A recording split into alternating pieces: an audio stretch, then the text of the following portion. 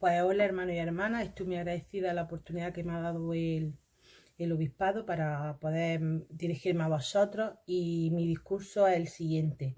De modo que vean, por la hermana Bonnie H. Gordon, presidenta de las Mujeres Jóvenes.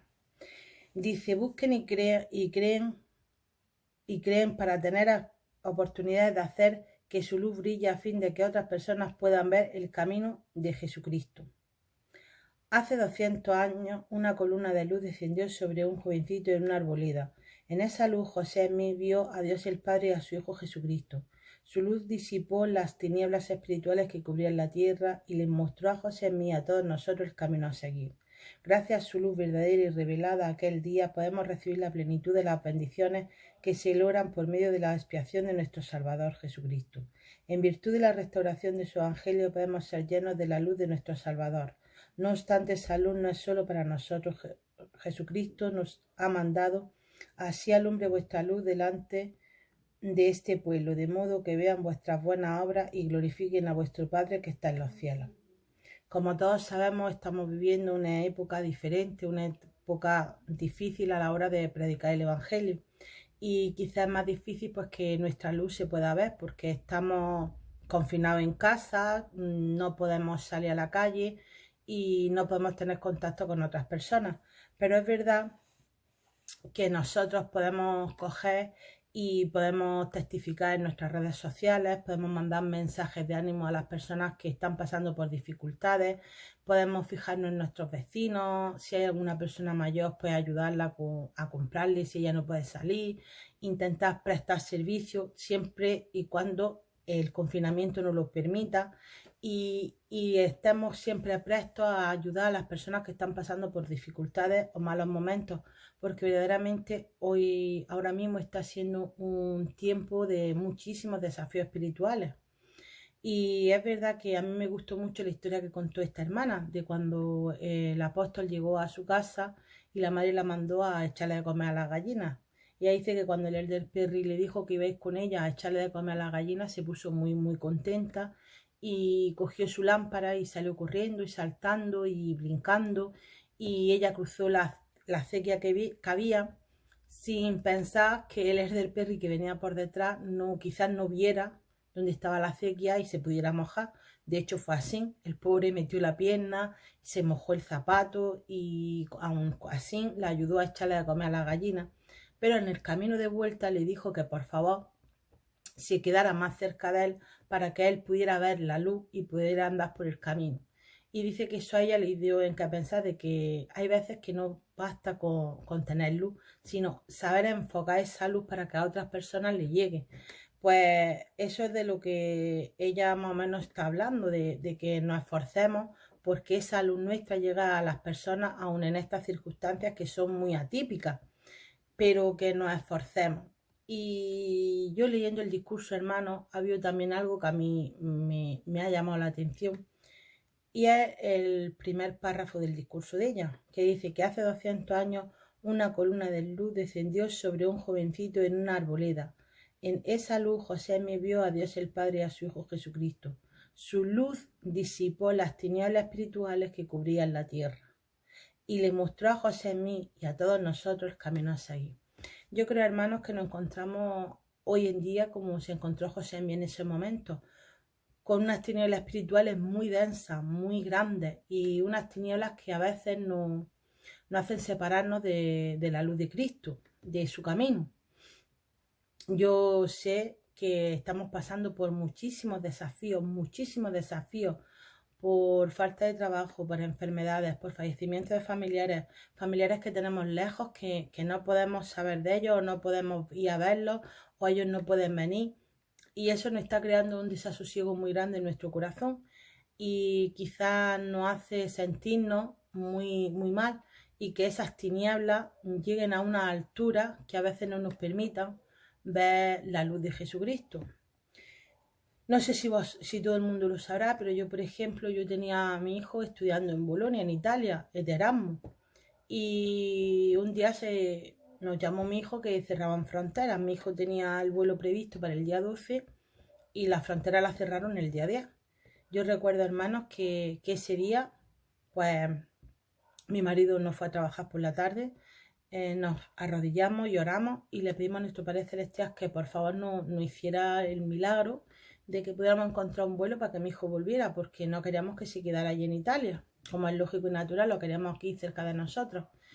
Yo recuerdo, hermanos, que ese día me fui al cuarto, yo también buscaba por internet, pero a medida que yo buscaba por internet, oraba con una fe como nunca en mi vida había orado, hermanos, de verdad, como nunca en mi vida había orado, pidiéndole a nuestro Padre Celestial que por favor me permitiera ayudar a mi hijo para que pudiera regresar ese día a España, porque si no ya no sabíamos cuándo podría regresar. Yo recuerdo, hermanos, que ese día, si las cosas se podían torcer o podían salir mal, ese día pasaron. Si algo se podría truncar, se truncó. Si algo podía salir mal, salió. Llegó un momento en el que ya ni los vuelos los podíamos comprar nosotros por internet desde aquí. Tenías que ir personalmente allí al aeropuerto y comprar los billetes. Entonces no había, ya los billetes se habían terminado.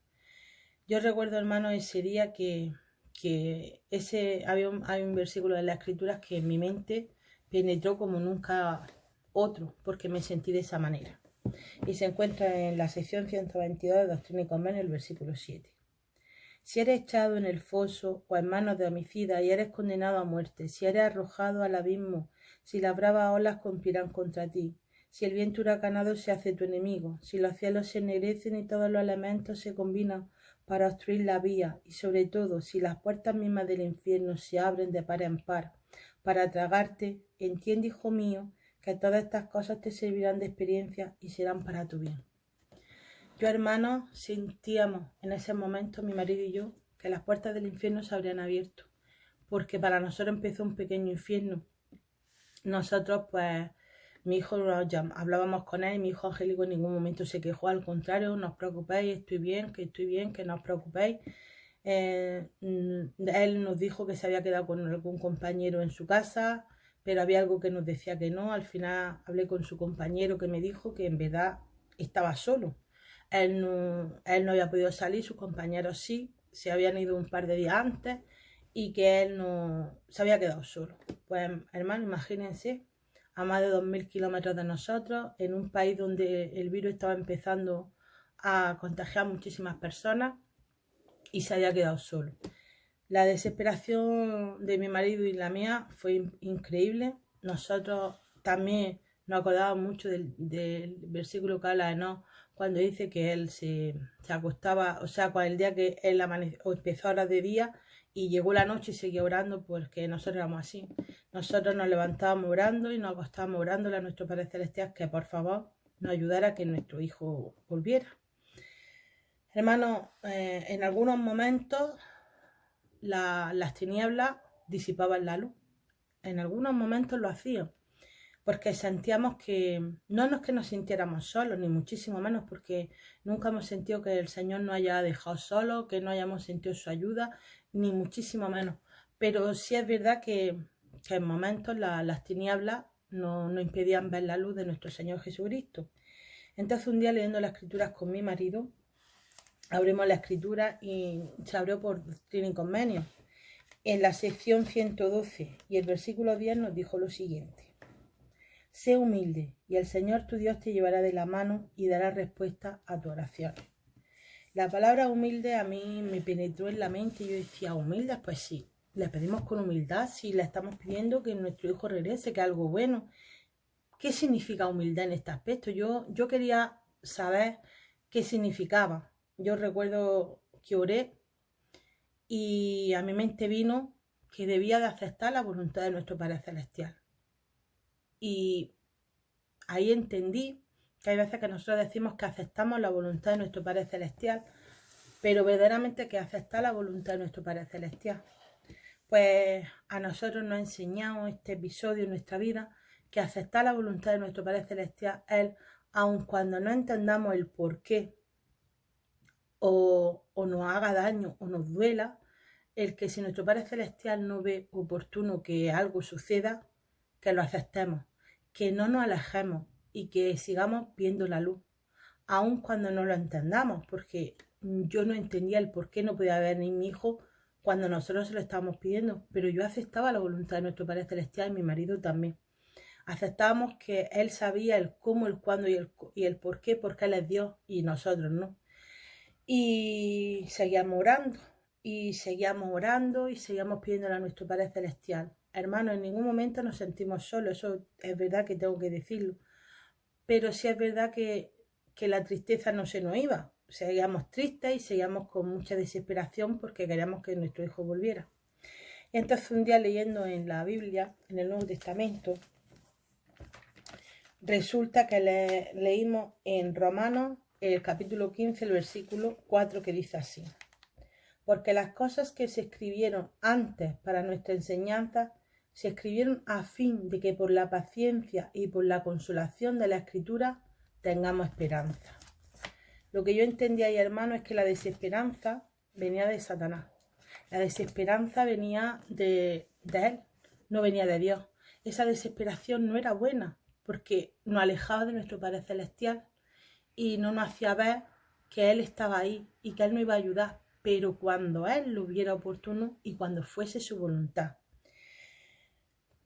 Yo y mi marido en estos tiempos hemos aprendido que a veces aceptar la voluntad de nuestro Padre Celestial duele y hace daño y sufre, pero es lo correcto. No en ningún momento dejamos de pensar que Él lo hace porque no nos quiere, al contrario. Él sabe el cómo, el cuándo y el por qué. Y a lo mejor lo que Él hizo fue proteger a mi hijo de que se contagiara o de que le pasara algo. Cuando mi hijo regresó, también vino a mi mente la escritura que decía que no éramos nada más que polvo al lado de Dios. Y entendí que todo este tiempo Él lo había estado protegiendo, que todo este tiempo Él había estado mirando y luchando por nosotros, aun cuando nosotros no lo estábamos viendo. Entonces, hermanos, que no permitamos que las tinieblas, que la desesperación, que las pruebas que ahora mismo estamos pasando, que son difíciles, yo sé que estamos pasando por pruebas muy difíciles todos, pero que no permitamos que nos alejen de la mira de nuestro Padre Celestial. No dejemos que nos alejen de su luz, que su luz es la única y verdadera. Y quiero leer en Mosías, capítulo 4, los versículos del 6 al 8.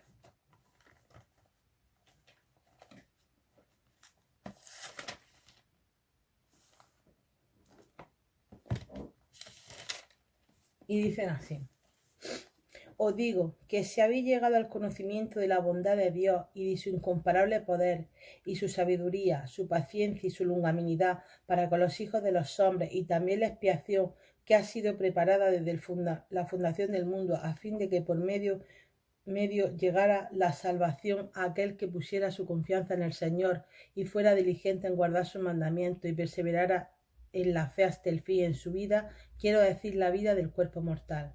Digo que este es el hombre que recibe la salvación por medio de la expiación que fue preparada desde la fundación del mundo para todo el género humano, que ha existido desde la caída de Adán, o que existe o que existirá jamás hasta el fin del mundo. Y este es el medio por el cual viene la salvación, y no hay otra salvación aparte de esta de que se ha hablado, ni hay tampoco otras condiciones según las cuales el hombre pueda ser salvo, sino por las que os he dicho. Pues, señores, hermanos y hermanas, esto es lo que yo quiero dejaros claro, que por medio de la salvación de Jesucristo y su expiación es por la que somos salvos, que en estos momentos de tribulación, de desesperación, no nos alejemos de la luz, seamos una luz para la gente que nos necesite y que Jesucristo siga siendo nuestra luz en el camino, que la vida es esa niña que sale corriendo y la luz a veces se adelanta demasiado, pero que nunca perdamos la mira de nuestro Padre Celestial, que nos esforcemos por ser una luz para las personas que nos están necesitando, porque en los momentos en los que yo estaba pasando por esas pruebas, cuando una hermana me mandaba un mensaje o me escribía, era para mí un mundo en el medio de esa tristeza. Así que seamos una luz para la gente que está pasándolo mal y nunca nos alejamos de nuestro Padre Celestial ni de Jesucristo, porque ellos están ahí y velan por nosotros. Y lo dejo en el nombre de Jesucristo. Amén.